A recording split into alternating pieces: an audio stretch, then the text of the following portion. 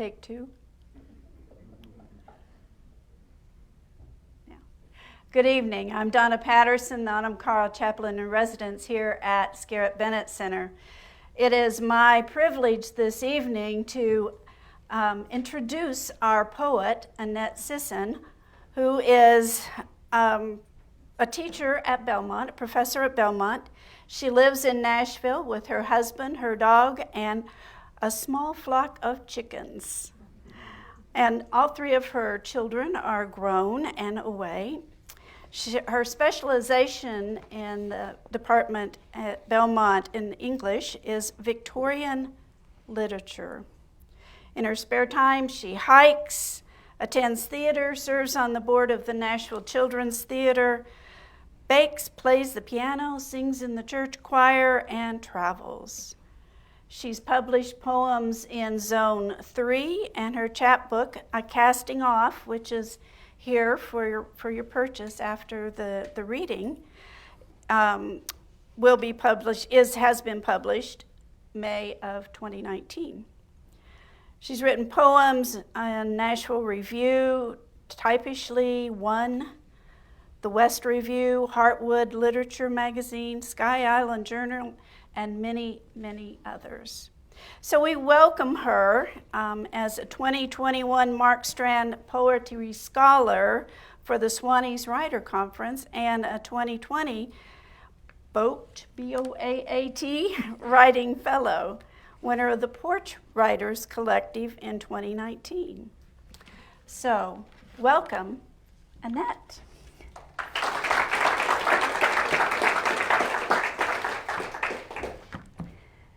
Thank you all for coming, for RSVPing and wearing a mask when I'm sure you'd surely rather not. Thank you to all who are watching on Facebook Live. It's a surprising, happy fact that COVID, through Zoom and Facebook Live, has strengthened connections among writers who are geographically separated and increased the size of audiences for readings. I want to thank first Joyce Soul for putting me on her very special Poets Corner docket. Even more, I want to thank her for founding Poets Corner and for her many years of loving dedication to keeping it going. I'm also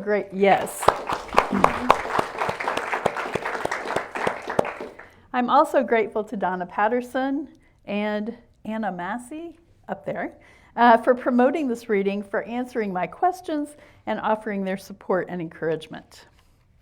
I am a native Hoosier, and I do teach English at Belmont University. All three of my children are not actually gone. Two of them are here tonight, and my son's wife as well. So I'm only missing one, and he's in Florida. And I finally started taking my own writing seriously in about 2018. So I haven't really been at this a long time given my maturity. I'd like to open with a fairly long poem. It's a new poem. It's a teaching memoir. Most of it is centered in or around Ballantine Hall at Indiana University, which is where I got my master's and PhD degrees.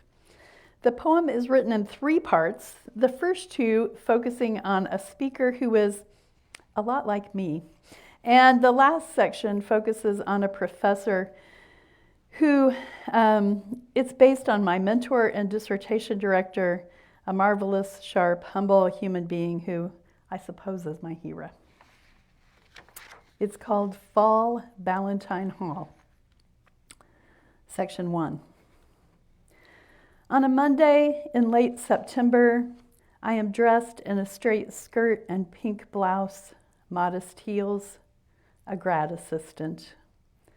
The middle-aged man in the second row, returning to college from a rock and roll life, meets my gaze with soft eyes.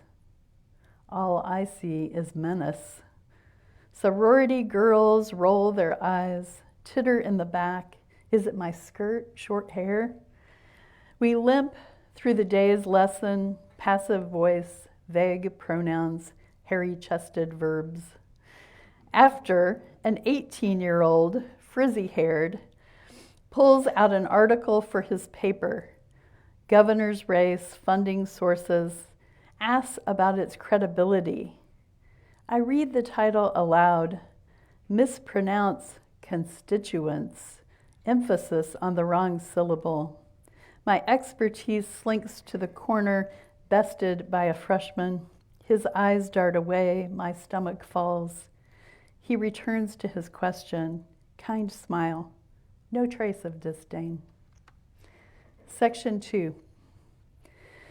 Class finishes. I gather my books, bag, take my leave. Through the stairwell's window, an indentation shaped like a body in the asphalt roof below. Not the first. Each year, one, maybe two, climb to the top, jump. This dent in tar is off schedule, early in the semester, not at the desperate end. Some shame, despair, and this one an undergrad, not a PhD candidate who can't start writing. A teen, a daughter, not yet 20, and though the facts quietly circulate, no one understands. Was she the subject of bitter gossip? Too soon in the term for academic ruin. She might have been my student, a college friend, sister. Her death is not mine to hold. A decade later, a student, a young man who calls me ma'am, forward on the college basketball team, confides in me after a mission trip. He is moved, the people, their lives so close to the earth. He falters, drops his spilling words, retrieves them from the floor, tells me how this feeling is the baobab tree, respiring, exhaling, essential as air, as water. He's on the brink, a rebirth, wants to turn the world with his hands. A month later, he hikes to a tower, scales the scaffolding, hurls himself off. I cannot grasp this boy's ecstasy, his grief. Why must the ghost break the body's frame, annex the breathing sky? How did his trembling brain unfasten, abandon its pulses, codes, extinguish the heart's resolve to beat? And where can I lay this weight, pounding? From the tar hollow in the portico roof, mud and snow below a barren truss, I reclaim these bones, will them to take the shape of a young woman planning her next paper, an athlete practicing free throws, both phoning their parents, threading their way through a moving crowd on the sidewalk, slickers, rainfall, lightning slicing the haze, each student an open promise, a dark impasse, gray wet leaf on a thick bed of dianthus. Section 3. He pulls into the faculty garage, though he prefers to walk to campus. His wife, her dementia too advanced to be left, and the hired caregiver had to pick up a prescription. He treads the hall to his 4th floor office, searches through piles of paper, makes a pot of Earl Grey. The grove of trees outside his window is paling. The weary green soon will ease into autumn. This wooded view, not the towering stone-faced buildings of his youth that still suit him. His daughters live in cities, Chicago, New York. He'd like to visit. At least they travel back, read to their mother in small doses before she trails away. His no-nonsense goodwill draws students to him. One calls, needs a paper extension. Another knocks for a thesis meeting. Her husband has abandoned her, their small son, disappeared over the Rockies. 35 years of guiding students through troughs and perils. He doesn't offer answers. He wonders how a father leaves his child, turns on the woman he promised. She'll finish the program. He'll help her with the job market, for her son. Motives aren't the point. They rarely explain need, what must happen, what we do. His wife, her decline, his daughters just out of reach. It's need that drives the approach of his days, rounds the corners, grazes guardrails, breaks the brunt of his fall.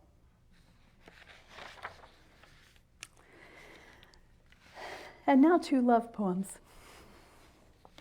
The first, and these, now I'm going to read a section, and they're all in the book that's coming out in, I think, this next May, 2022, from Glass Lyre Press.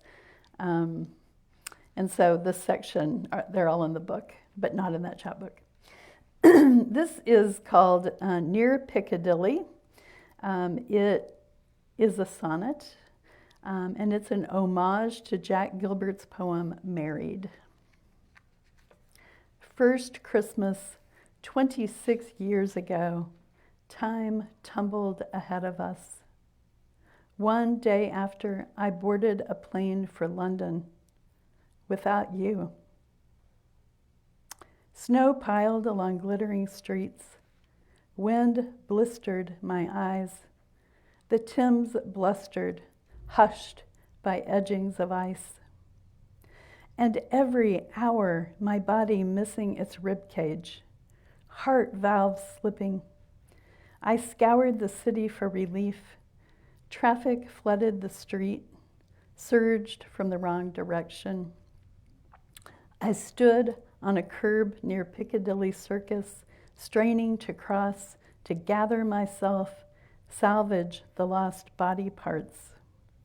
Raw, blasted by river and gust, hobbled by a cold ocean, riven by want.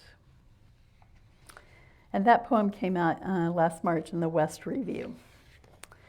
The next poem is a little less, melodramatic maybe. And this poem was published in June in Sky Island Journal, and they just nominated it for Best of the Net, so I'm tickled about that.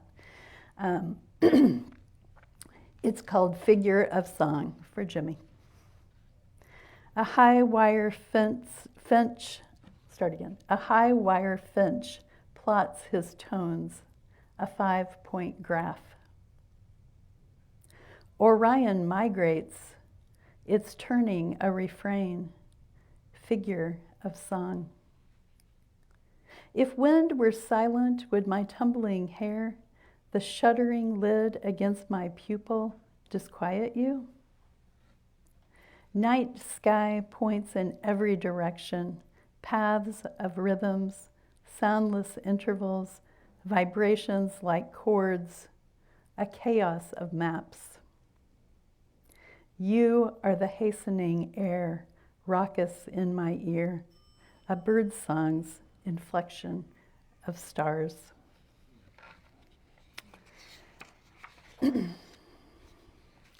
The next poem is also a love poem, but it's to my daughter. And it's an oldie but goodie. It was published in One by Jakar Press back in 2019. It's called Your Desire, a Loaded Spring. And I'll just say she was about to move to Memphis, and I wasn't real happy about it. But she's moved back now, so I'm happy. But at the time, I was trying to bless her decision and make my peace with it. So, Your Desire, a Loaded Spring. Your eyes drift west. I feel the distance rise. The driveway cracks are widening. The sagging bookshelves undusted in the half-vacant bedroom that was yours. Did I tell you the vocal cords of sandhill cranes measure 5 feet, their bodies just 3? The cords coil like French horns, their stentorian bugles rattling for miles. Their bodies, lithe and strong-legged, ballerinas with scarlet turbans, seem hardly able to contain such freight, to emit such cries. And the corkscrews inside, the springs that propel their flight, wings unfurling as they leap, heads pumping low. Last May, I heard the sandhills call. As they launched, clamoring high above the marsh, becoming invisible, I saw your coiled body, your desire a loaded spring. Your voice is the overture before the dancers' buoyant cabrioles, before the crane's sacramental journey to the Platte. I have to get my water.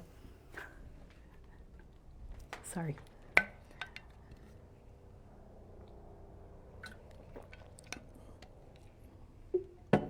The next poem was just published in a journal called Sheila Na Gig. I kid you not, Sheila Na Gig.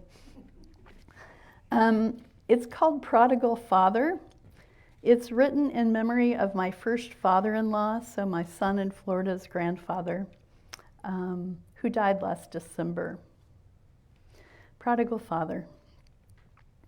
He stopped at every dam from Boise to Spokane, curved through 2 lanes of rock and scorched dirt. Spirit Lake, 9 Mile, Grand Coulee, upriver, the rugged feats of Big Sky and Great West. He downed 32-ounce beers, reeled into gas stations for more, wrangled his wife, sparring over the turns, the fastest route to the next dam.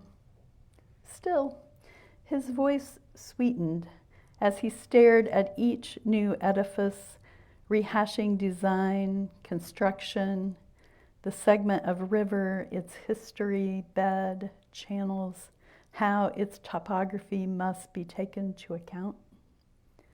2, his kindness. When he spoke of the sun in Spokane, a halfway house, a judge's grace. Understand his story, his sorrow, a good boy. Such pressure. It's all about scaffolding.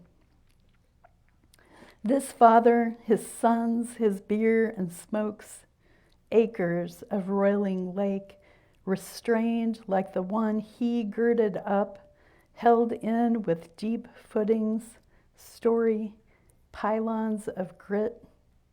His life, a tender architecture of need. That day we spotted a stray runnel at the Coeur d'Alene. It slid down the prodigious barrier, darkening the rifts of baked red clay. Not a burst of rolling force, but a swill, a soft breach.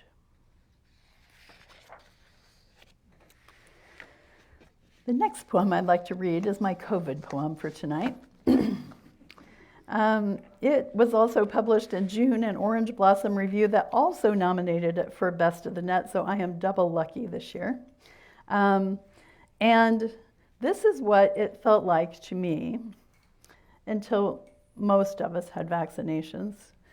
And I wrote on sabbatical when I was supposed to be traveling and doing wonderful things, all of which got canceled. So it's called Metal and Glass. In the milky glass of sleep, you dream of leading students on a field trip to a place you have no earthly idea how to find. The memory's metal barbs scrape the delicate skin of morning. What I want to tell you is as upright and true as the white cosmos in the front garden. Their feathered stalks lean into October wind, rain coating the veins of blooms, a thin platinum sheen. Hear me. No one ever knows anything for sure. Every single thing you've learned is your car teetering on a mountain two-lane, no shoulder, a flatbed barreling toward you, targeting the windshield's glare. It's pretty happy, right? Isn't that what COVID felt like? I think so. I think so. It was a dumpster fire. And it's not really over. It's not really over. It's just a little over. Okay, now I'm going to read you two poems because you're a Nashville audience, and I think that you maybe know what Radnor Lake is. And we live out by Radnor Lake, and I love to go to Radnor Lake. I love Radnor Lake. The first poem was published last January in Psaltery and Lyre, which is interested in theology and literature and poetry and so forth. And so this poem has sort of a theological, philosophical bent to it. It's called Surface Tension. Water striders walk on fluid skin, feet faintly bending surface, pushback propelling them forward. Their pads press visible dents into the lake's glaze, ingrained on the retina's membrane. This is not a miracle. Still, if humans walked on water, would we ever opt to swim? And if we scurried barefoot across the liquid rind, molecules clumping before each footfall, would we, at the lake's deep center, think our questions answered? Would bullfrogs replace the call to mystery? Would brain lose its skill for beyond? Eyes cease to measure depth? Or even see a strider's surface imprint as it skims for the slightest mite, as brief, as tense as an inkling? The next poem that's about Radnor Lake I took this poem's title for the title of my book. This poem is called To See Small Fish in High Branches. The title of my book is Small Fish in High Branches. And this is forthcoming in Pine Mountain Sand and Gravel. And this really happened. Like, we looked up and this happened. Fish. My eyeballs' curvature feathers the forest.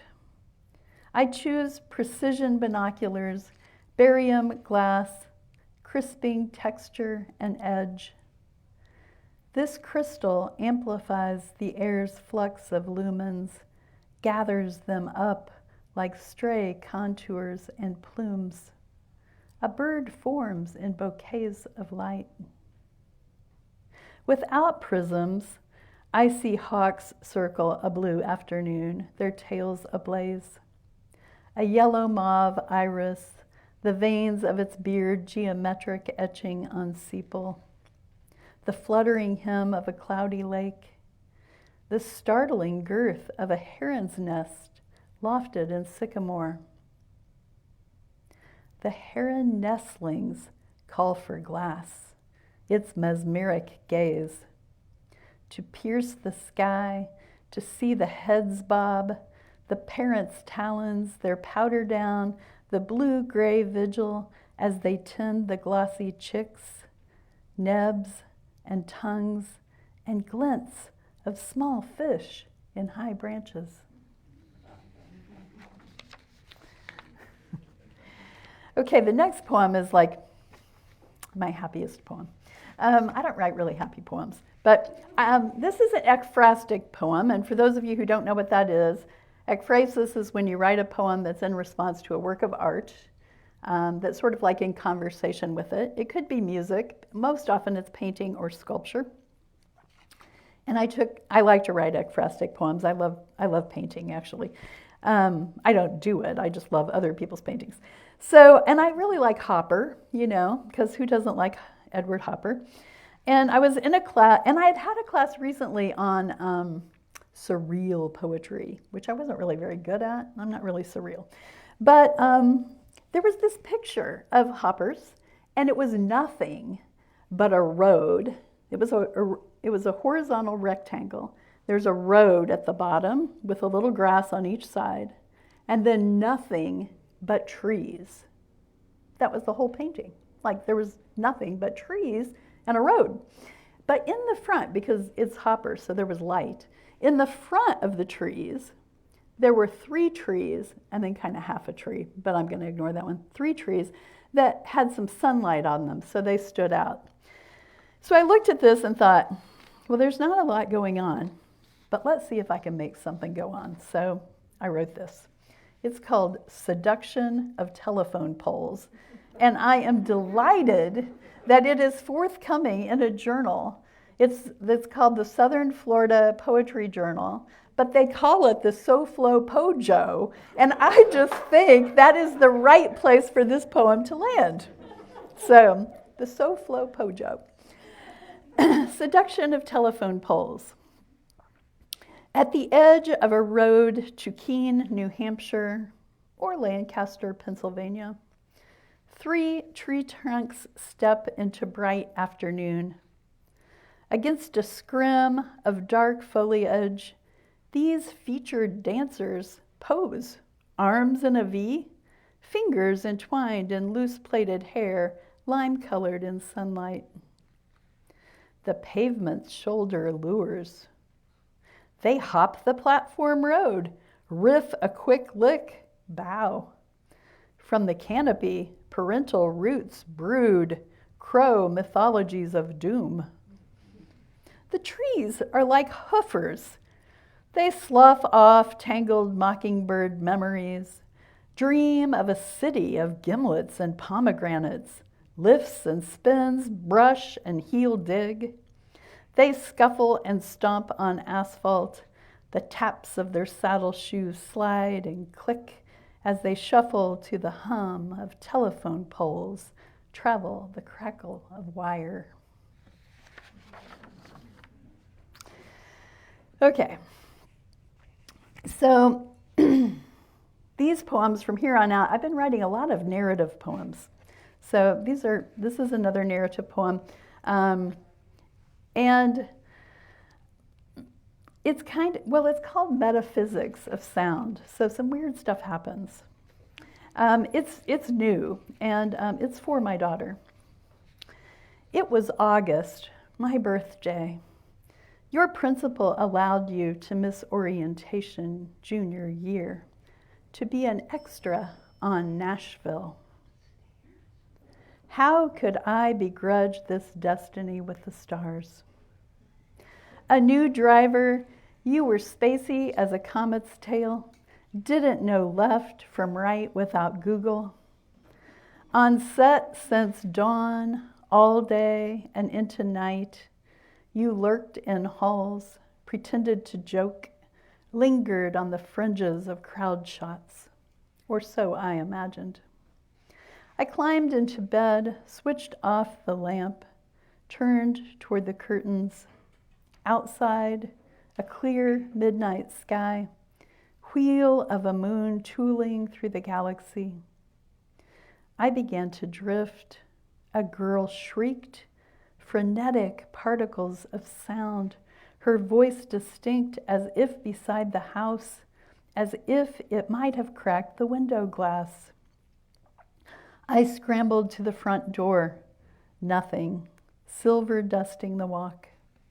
On the screened-in porch, flutter of wings, an owl hooping through muddled dark. Dazed, I was so sure. I retreated inside. The phone jarred the nightstand. You on the line, panicked, words jumbled through sobs, far beyond the miles you'd driven at sunrise, unfamiliar signs, signal too faint for digital maps, whisper of gas in the tank. And a need so keen its quake tore my body from the sheets, the bed, the house, into night sky, into stars, the bent rib of their light. And that really happened, and I can't explain it. The next set of poems I think there are 5, are variously about my mother, who died in January of 2018. Sometimes she's featured directly, and sometimes she's hovering in the background. The first one is called The Lurch into Drive. Nothing was automatic. Not our 1973 Dodge Dart's stubborn 3-speed, stiff brakes, no power steering, or my mother's grip slipping on my skin, coconut and baby oiled. For graduation, she stitched a quilt for the dorm, helped me choose an electric typewriter, even taught me to maneuver the gear shift, let off the clutch, ease the lurch into forward glide. But that summer the house steamed. She insisted I get a job, pay my own way. Too late she saw I'd need her car. She fumed. I'll work, you stay home with the kids. I escaped to the garage with the keys, raged at her turned back, her fury a door slam. After Labor Day, we stood on a hot sidewalk, the limestone dormitory looming, hours of unloading boxes, tangled wire hangers, bed making, the room cement blocked and sweating. I walked her down the linoleum stairs, the end of the path, afternoon heat rolling, erupting like our grief, the topple into rainfall. She scuffed through puddles, the parking lot, clicked the Dodge's key, released the parking brake, engaged the clutch, the gas, let it go.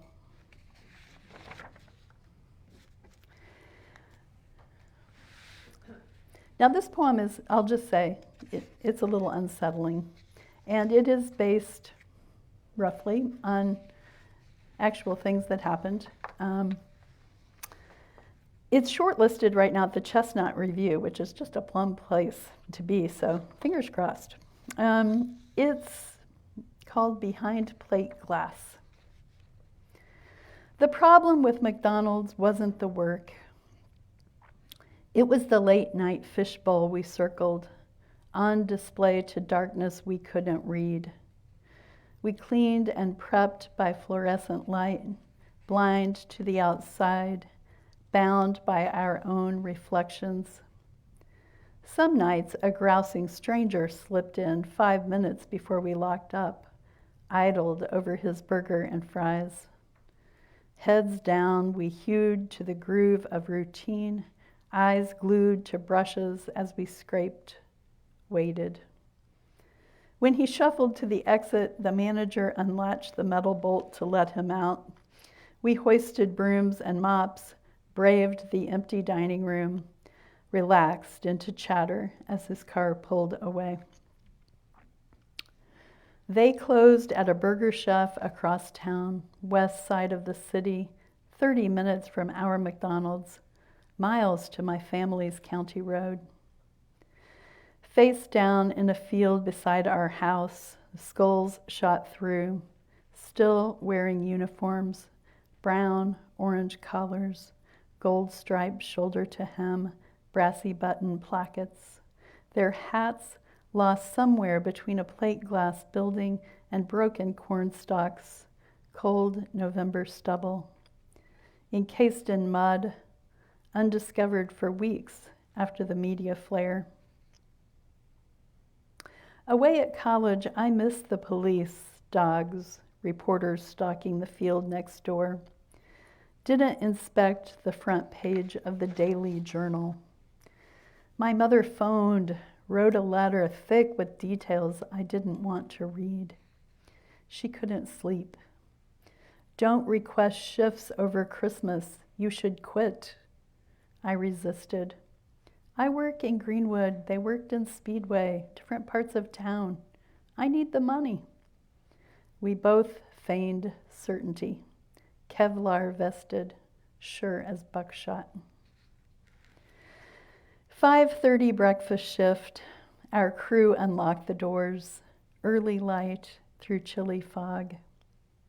Behind glass, we filled dispensers, cracked rolls of change, traded stories of the weekend, hardly spoke of the kids in the field, clung to a fable of geography and sunrise. Hour after hour, side by side, we labored in a glass tank, a sphere of banter, paychecks to cover the price of gas, coffee too thick to swallow. In this poem, my mother is front and center. That's all I'll say. Marriage at 10 years, 1964. In long strokes, almost photographic, a meadow ripples with blooms, bits of sunlit colored glass.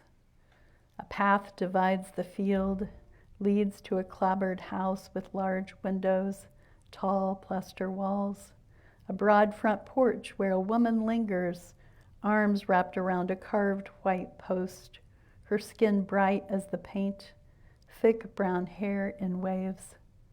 A calico cat rubs against her shins, noses her toe.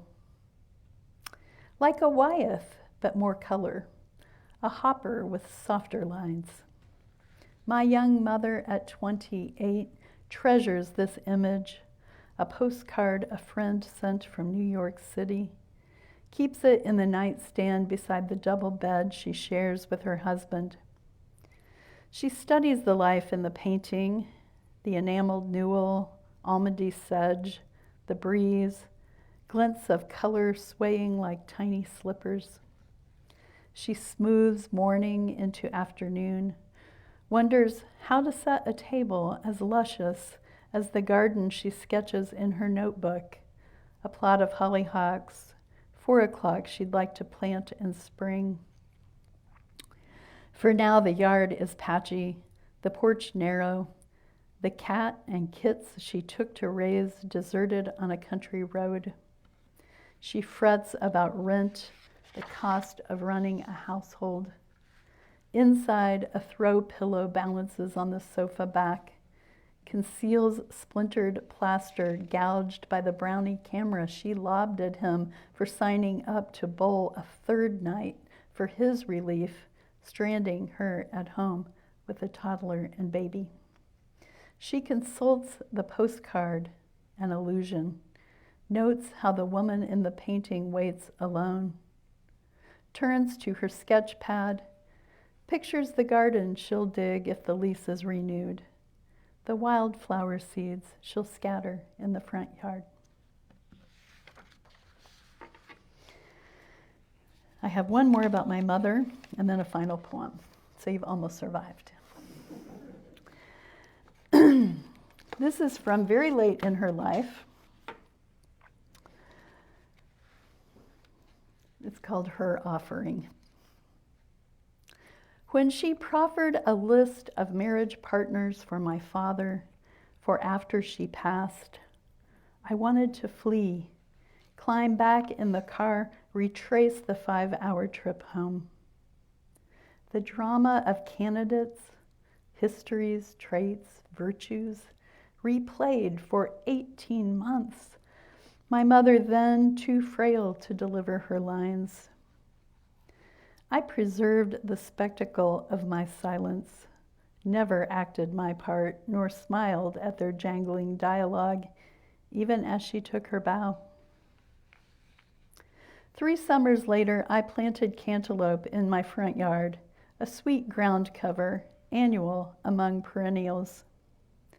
One by one, before they could ripen, their skins split, coral flesh gaping. I suspected raccoon, possum, deer. The heat? Not the eastern box turtle plodding through shadowed vines, snug under its stenciled carapace, saffron-eyed among chiseled rinds, spilled seeds, the raw viscera of loss.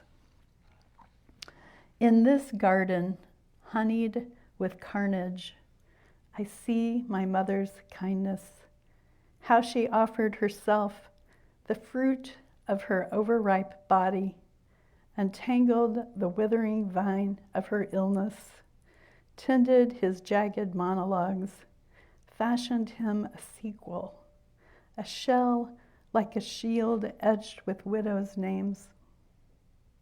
Perhaps she hoped one would slip the cover off, crack open the hull of him, gather the scattered kernels, salvage a cantaloupe roughly inscribed before summer's end.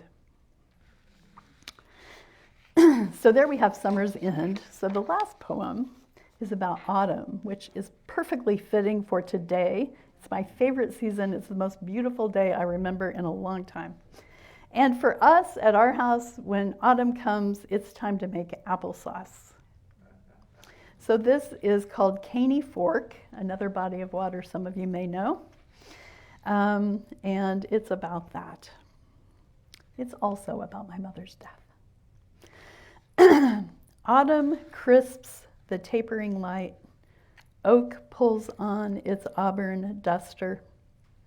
We drive beside the river to the steep orchard where apple trees climb the furrowed ridge. In fall, we recall how the tang of applesauce, as native and ardent as old marriage, staves off winter's crisis of ice. En route, we wonder, will the bent woman still be there?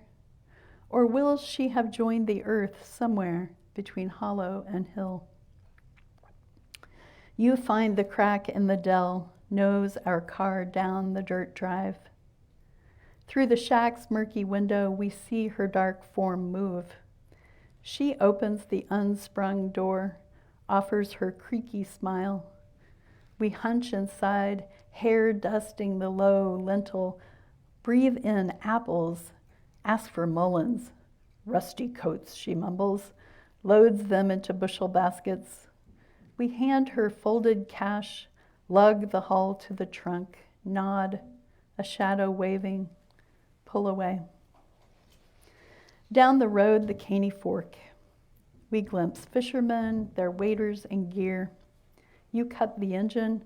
I choose to wait on the bank. You follow the cascades, navigate the jagged rocks halfway across and beyond, noting the river's level, the angler's netted catch. I watch a heron stalk, dive, swallow a small brim. The bird ruptures the air as it rises, marks time in high breeze, finds the tree line's gap, disappears over the bluff. I blink, scan for your silhouette, framed in a plot of sun against cliffs where river widens, sky opens. You are a shade dancing in light, a paper figure flitting on wire. I picture the wire thickening to rope, me pulling your body, hand over hand, back to shore. The retreating beats of the bird's wings echo. I think of the apple woman, dilapidated shed, pungent harvest, the honeyed zest of my mother's apple tart, her ashes strewn under a broad maple last January. I want to hear you breathe, slide my fingers through your arms, lock them between the shoulder blades. Distance and time, a heron's flight, its absence, perhaps its return. I want to glide across that stretch of miles back to the grizzled woman sorting fruit, to catch her rusty voice, see her wave us off, the sleeves of her blousy jacket fanning the wind. Distance, time, what we bear, a winter sharp with apples. Thank you.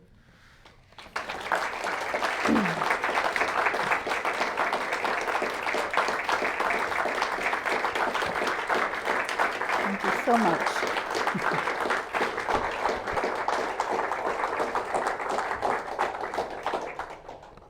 Thank you so much. Thank you. That was lovely. Wish to invite all of you upstairs for a reception, for this is the 10th anniversary of Poets Corner. And I'm not quite sure how many poets altogether have spoken. Joyce, do you know right off?